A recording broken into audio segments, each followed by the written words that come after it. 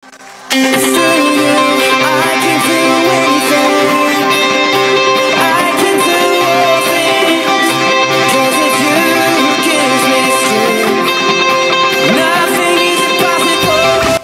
guys, nagbabalikan yung lingkod.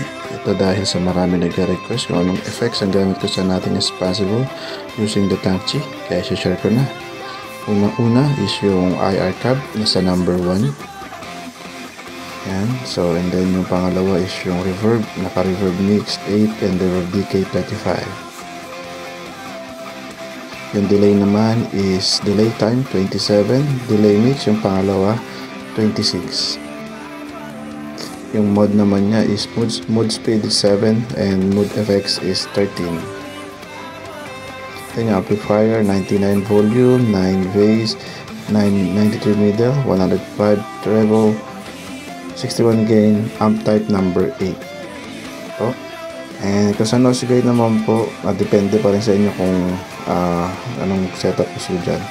Sa akin, ini-vibe ako niya, pero depende na po sa inyo. So, hanggang dito na lang po. Maraming salamat. Enjoy your effects. God bless.